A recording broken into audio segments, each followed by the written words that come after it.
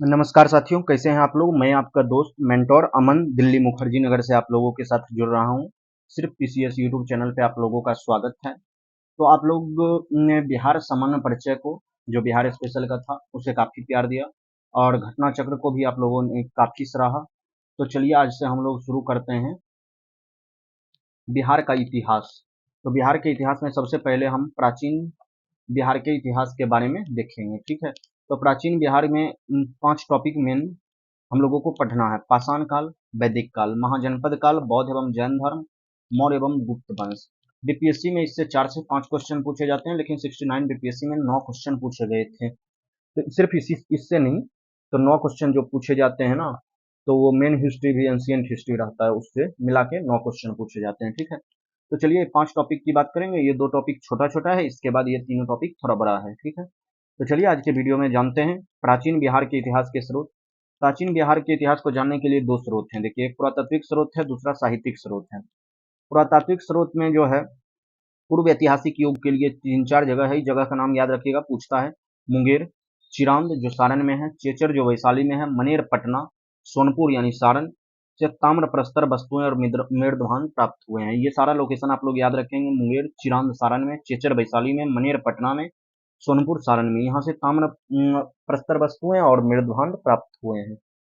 मौर्यकालीन अभिलेख लौरिया नंदनगढ़, लौरिया अरेराज, रामपुरवा आदि स्थानों से प्राप्त हुए हैं, ठीक है। मौर्यकालीन अभिलेख जो है यहाँ से प्राप्त हुए हैं। बराबर की गुफाएं राजगीर, नालंदा, पाटलिपुत्र, विक्रमशिला से प्राप्त स्मारक इसमें है पुरातात्विक स्रोत में। खुदाई से प्राप्त सिक्के, मानके, मूर्तियां आदि प्रमुख पुरातात्विक स्रोत हैं।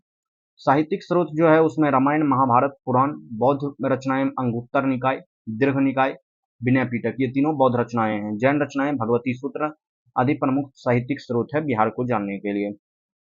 मेगास्थनीज के जैसे विदेशी यात्रिक विवरण, जो मेगास्थनीज का इंडिका पुस्तक है, फाइयान, इत्सिंग, हुएनसांग की यात्रा का वृत्तांत से भी बिहार के बारे में जानकारी मिलती है।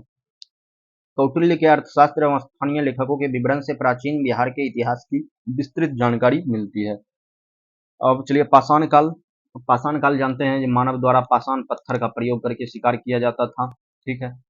पाषाण काल को 3 भागों में बांटा गया है। पुरा पाषाण काल, मध्य पाषाण काल, नव पाषाण काल, ठीक है। तो पुरा पाषाण काल, इसमें मानव आखेटक और खाद्य संग्राहक था। ये मैं खुद पढ़ा हूँ, इसलिए ये सारा हाईलाइटेड है, ठीक है। दक्षिण बिहार में मुंगेर एवं नालंदा से बड़े खुरदरे पत्थर के कुल्हाड़ी, चाक, खुरपी आदि प्राप्त हुए हैं। तो पुरा पाषाण काल से बिहार के 2 लोकेशन आप लोगों को याद रखना है, और क्या प्राप्त हुए हैं वो याद रखना है। मध्य पाषाण काल, इसमें आखेटक, खाद्य संग्राहक एवं पशुपालक था। मानव द्वारा पहला पालतू पशु कुत्ता को बनाया गया था। दक्षिणी बिहार में मुंगेर से छोटे आकार के तेज धार वाले औजार प्राप्त हुए हैं, ठीक है। ये भी मुंगेर में ही था। नव पाषाण काल, ये मुख्य रूप से याद रखना है, खाद्य उत्पादक मानव हो गया था। नव पाषाण काल के अवशेष बिहार के मैदानी भाग के कई जगह से प्राप्त हुए हैं, जैसे चिरांद जो सारण में है, चेचर जो वैशाली में है, मनेर जो पटना में है, सनवार जो रोहतास में है। यहाँ से पत्थर एवं हड्डियों के औजार प्राप्त हुए हैं। कैमूर की पहाड़ियों, नवादा और जमुई से गुफा चित्र प्राप्त हुए हैं। ताम्रपाषाण काल, चिरांद, सोनपुर, ताराडीह, चेचर, मनेर, सनवार आदि से ताम्रपाषाण काल के अवशेष मिले हैं। इस काल के पत्थर के औजार के अतिरिक्त ताम्र उपयोग के भी प्रमाण मिले हैं। ये अवशेष लगभग 1000 ईसा पूर्व के हैं, ठीक है। अब चलिए पाषाण काल हो गया, तो वैदिक काल आज देख लेते हैं। वैदिक काल तो कम से कम देख ही लेते हैं। देखिए, वैदिक काल जो है आर्यों द्वारा स्थापित सभ्यता को वैदिक सभ्यता कहते हैं। इस वैदिक सभ्यता में जैसे घोड़ा का प्रयोग यहीं से होने लगा, वो मेन एंशियंट हिस्ट्री में हम लोग देखेंगे। वैदिक सभ्यता को 2 भागों में बांटा गया है। पूर्व वैदिक काल जो 1500 ईसा पूर्व से 1000 ईसा पूर्व था, और उत्तर वैदिक काल जो 1000 ईसा पूर्व से 600 ईसा पूर्व था। पूर्व वैदिक या जो है ऋग्वैदिक सभ्यता का विस्तार जो है बिहार क्षेत्र में नहीं था। यानी ये उत्तर वैदिक काल में बिहार क्षेत्र का में विस्तार, आर्यों का विस्तार हुआ। उत्तर वैदिक काल में आर्यों का विस्तार गंडक नदी के तट तक बिहार में हो गया था। और बिहार के भौगोलिक क्षेत्र की सर्वप्रथम चर्चा जो है वो शतपथ ब्राह्मण लगभग 800 ईसा पूर्व की रचना में मिलती है। और इसमें बिहार की चर्चा विदेह के रूप में की गई है, जो तिरहुत या मिथिला का क्षेत्र है। ऋग्वेद में बिहार को कीकट एवं व्रात कहा शब्द से संबोधित किया गया है। बराह पुराण में कीकट को अपवित्र प्रदेश कहा गया है, ठीक है। इसको ध्यान में रखिएगा। अब नेक्स्ट महाजनपद काल है, तो इसको हम लोग कल ही देखते हैं नेक्स्ट वीडियो में। तब तक कितना आप लोग याद कीजिए, और बिहार स्पेशल में जो भी करवाया जा रहा है, अगर आप उतना कर लेते हैं तो 18 से 20 क्वेश्चन बीपीएससी में बनने की प्रबल संभावना आप लोगों की रहेगी। आप लोग इसको करके आइएगा। बाकी इस चैनल पर घटना चक्र के पॉलिटी और हिस्ट्री भी चल रहे हैं। आप लोग अच्छे से उसको अच्छा से देख भी रहे हैं।